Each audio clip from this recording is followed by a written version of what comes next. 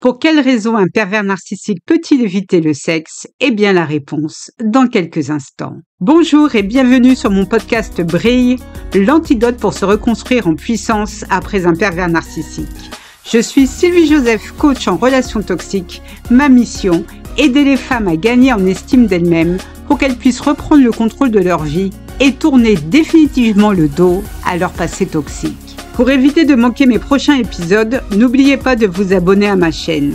Et si vous vous demandez si votre radar amoureux est bien calibré, j'ai exactement ce qu'il vous faut, un quiz gratuit pour tester votre intuition en amour. Le lien est dans la description. Allez-y, testez-vous. Et enfin, message personnel à ces messieurs qui m'écoutent. La manipulation et la perversité n'ayant pas de sexe, n'hésitez pas à remplacer le pronom « il » par « elle ». Maintenant que tout cela est dit, c'est parti. On ne présente plus les pervers narcissiques, ces spécimens rares qui, comme le bon vin, se bonifient avec « Non mais attendez, vous plaisantez, vous m'avez cru, c'est faux ». Ils ne se bonifient pas du tout avec le temps. En fait, ils sont plutôt comme cette bouteille de lait caillé oubliée au fond du frigo. Plus ça dure, plus ça daube. Et dans le vaste menu de leur comportement aussi délectable qu'une soupe de pierre, il y a une pépite qui intrigue plus d'une. Pour certains, leur relation compliquée, voire inexistante avec le sexe. Oui, vous avez bien entendu. On pourrait penser que le sexe est le terrain de jeu préféré de ces hydres à trois têtes. Mais il s'avère que parfois, ils agissent comme s'ils étaient à la diète, évitant le sexe comme on évite la salle de sport un 1er janvier. Alors pourquoi ces maestros de la manipulation émotionnelle semblent parfois frappés d'une soudaine chasteté? Dans cet épisode, vous allez découvrir 4 raisons pour lesquelles un pervers narcissique pourrait vous dire « Pas ce soir chérie, ma prostate me fait mal ». Mais avant de poursuivre, abonnez-vous à ma chaîne pour ne plus tomber amoureuse d'un caillou et libérer le potentiel qui est en vous. Et si vous vous demandez si votre radar amoureux est bien calibré, le moment est venu de le découvrir avec mon quiz. C'est gratuit, le lien est dans la description. Poursuivons. La première raison pour laquelle un PN peut éviter le sexe est bien évidemment le contrôle et la manipulation émotionnelle. Comme vous le savez, le contrôle et la manipulation émotionnelle sont le pain et le beurre du PN, ou devrais-je dire, son foie gras et son champagne. Si on devait attribuer une médaille olympique pour la manipulation, Belzébuth Family serait sur le podium, chantant l'hymne national de la manipulation avec des larmes de crocodile coulant sur leurs joues. Dans le jeu de la manipulation, PN se comporte comme s'il était le maître du Monopoly de votre vie sexuelle. Il décide quand vous passez par la case départ et surtout quand vous ne le pouvez pas. Naturellement, il semble posséder toutes les rues et ne vous laisse que les gares. Prenons un exemple concret. C'est votre anniversaire, vous avez soufflé vos bougies, fait un vœu. Probablement que votre partenaire avale cul sec un flacon de Viagra et vous sentez que c'est le moment parfait pour un petit moment coquin. Mais aux surprises, PN a décidé que ce soir, il est plus intéressé par le documentaire sur la reproduction des escargots d'eau douce que par une quelconque partie de jambes en l'air. À votre avis, pourquoi? Parce que le refus devient une arme. Son attitude est votre aller simple vers la case prison, sans passer par la case départ et sans toucher ses coucougnettes. Le message est clair. Je décide quand tu verras mon kiki. Et comme un bon vieux dictateur de la manipulation, il sait que le contrôle sexuel est une excellente manière de vous garder sous son emprise, oscillant entre espoir et désespoir, comme un candidat de télé-réalité attendant le verdict du public.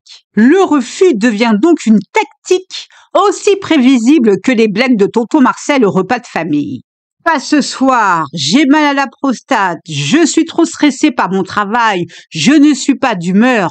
Autant de phrases. Pervers narcissique sort avec la régularité d'un épisode des Feux de l'amour. Mais dans cette série que PN vous offre, il n'y a pas de prochain épisode sexy, juste un cliffhanger émotionnel permanent. En somme, le contrôle et la manipulation émotionnelle dans le domaine sexuel sont pour le pervers narcissique une manière de garder le pouvoir, de vous faire danser sur la musique qu'il joue, même si cette musique ressemble étrangement à une marche funèbre pour votre vie sexuelle. Mais ne perdez pas espoir, la résistance s'organise au sein de la chambre à coucher. La prochaine étape, Apprendre à diriger l'orchestre soi-même, ou mieux encore, vous barrer. La deuxième raison pour laquelle Belzé ne veut pas de sexe est à cause de ses infidélités. Ah, l'infidélité. Ce passe-temps préféré du pervers narcissique. Pour ces êtres exceptionnels, refuser le sexe à l'heure officielle n'est pas tant un choix qu'une nécessité artistique. Imaginez un peintre qui n'utiliserait qu'une seule couleur. Monotone, n'est-ce pas? Eh bien, pour notre pervers narcissique, se limiter à une seule partenaire est une contrainte créative insupportable. Après tout, vous êtes marrante, vous. Pourquoi se contenter d'un seul buffet quand on peut avoir un ticket pour le festival gastronomique de l'infidélité? Prenons l'exemple concret de Paul. Paul est ce qu'on pourrait appeler un esthète de l'amour, un explorateur infatigable du paysage féminin. Pour lui, refuser le sexe à sa partenaire, c'est un peu comme dire à un enfant qu'il ne peut pas ouvrir ses cadeaux de Noël parce qu'il doit finir ses devoirs. Sauf que dans le cas de Paul le PN, les devoirs, c'est de rester infidèle et les cadeaux de Noël, c'est une série apparemment infinie de relations extra-conjugales. Paul explique à sa partenaire, avec tout le calme d'un moine en méditation, qu'il traverse une phase compliquée, une sorte de crise mystique où son désir sexuel est en pleine hibernation. Pendant ce temps, ce traître est en réalité plus actif qu'un lapin Duracell sur un site de rencontre. Son téléphone est tellement bombardé de notifications qu'il pourrait servir de bande-son pour une rave party.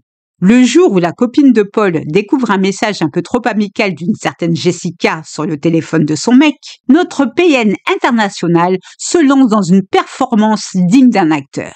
Il explique que Jessica est une collègue en détresse et qu'il est son seul soutien dans ce monde cruel. Tu comprends, chérie, je ne peux pas l'abandonner maintenant. Ce serait inhumain. Inhumain ou incroyablement pratique pour son gros engin. L'infidélité de Popol n'est pas un accident. C'est un prérequis à son mode de fonctionnement. C'est sa manière à lui de maintenir un équilibre délicat entre son ego surdimensionné et sa capacité émotionnelle égale à celle d'une cuillère à café. Et si vous le confrontez, préparez-vous un mélange de déni, de retournement de situation et de cette fameuse phrase « Mais bébé, tu es la seule qui compte vraiment pour moi ». Ah, ce Paul, quel poète! Finalement, comprendre Paul, c'est aussi apprendre à mieux se protéger et à choisir des partenaires qui partagent des valeurs de respect et de fidélité, loin des pièges et des stratagèmes des pervers narcissiques. La troisième raison qui peut expliquer qu'un PN refuse le sexe est la volonté de vous culpabiliser. La culpabilité, un classique du pervers narcissique, digne d'un tour de magie de Houdini le magicien. Vous voyez, c'est cette capacité presque artistique à transformer leur manque de désir sexuel en une faute que leur partenaire aurait commise. Un peu comme si par un tour de passe-passe, PN arrivait à vous convaincre que c'est parce que vous avez oublié d'acheter des courgettes au marché que la flamme du désir s'est éteinte. La tuile! Parlons de Damien, couronné roi de la culpabilité. Lorsque sa partenaire Laure lui a timidement demandé pourquoi leur nuit était devenue aussi désertique que le rayon légumes d'un supermarché pendant la pandémie, Damien a su trouver la réponse parfaite. Depuis que tu as décidé de changer de shampoing, je trouve que tu ne sens plus pareil. Tu as une odeur bizarre. Ça me bloque, tu comprends? Laure, décontenancée, ne savait pas si elle devait rire ou pleurer. Elle qui pensait que changer de shampoing était aussi anodin que du pipi de chat. Voilà que selon Damien, c'est la cause de leur désert sexuel. Et non, parce que nous sommes en période de carême. Damien, avec un air angélique, a continué à expliquer que si seulement Laure pouvait revenir à son ancien shampoing, peut-être que les choses s'amélioreraient. Laure, vexée, blessée par les propos de son gars, est persuadée de sentir aussi mauvais qu'une serpillière mouillée, loin de se douter qu'il n'en est rien et qu'il s'agit d'une manigance de son PN de Damien. Le génie de Damien. Faire croire à Laure que leur vie sexuelle tenait un fil aussi ténu que le parfum de ses cheveux. Et Laure, dans un moment de doute, s'est retrouvée à arpenter les allées du supermarché à la recherche de ce shampoing magique, comme si la clé de leur intimité se trouvait entre un après-shampoing à l'aloe vera et un masque capillaire à l'argan. Damien, un véritable magicien de l'esquive, maître dans l'art de faire disparaître ses propres failles en un claquement de doigts. Bâtard va.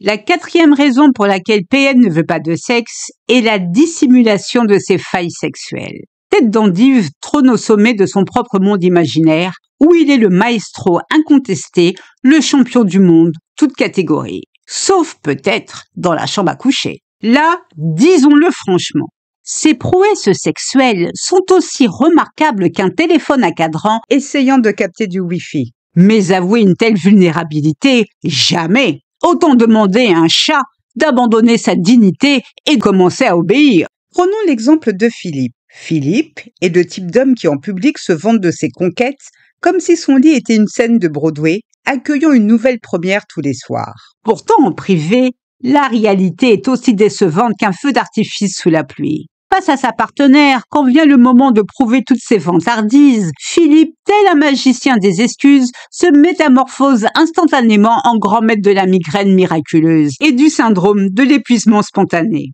« Chérie, tu comprends, le stress au travail est tellement intense », murmure-t-il, évitant soigneusement son regard. En réalité, ne soyons pas dupes. Ce n'est pas tant qu'il n'ait pas envie, c'est plutôt que Philippe craint le jugement. Sa technique, éviter toute situation où son armure de super-héros pourrait être égratignée. Le sexe devient alors cette montagne russe qu'il préfère admirer de loin plutôt que de risquer un dévoilement de ses limites. Et si par malheur sa partenaire insiste, Philippe est prêt à sortir son joker. C'est que tu es tellement belle que je ne veux pas gâcher ce moment par ma maladresse.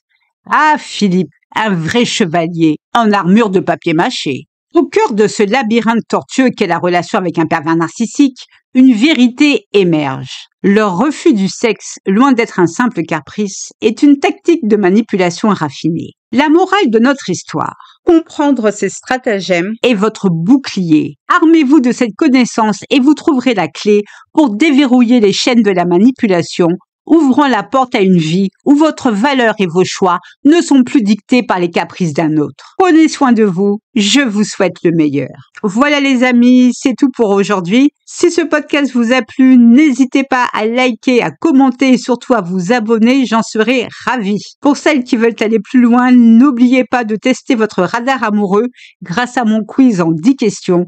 Vous trouverez le lien dans la description. Un immense merci à toutes pour votre écoute et votre fidélité. Prenez bien soin de vous et surtout n'oubliez pas, je vous souhaite le meilleur. Gros bisous à toutes. Ciao, ciao, bye.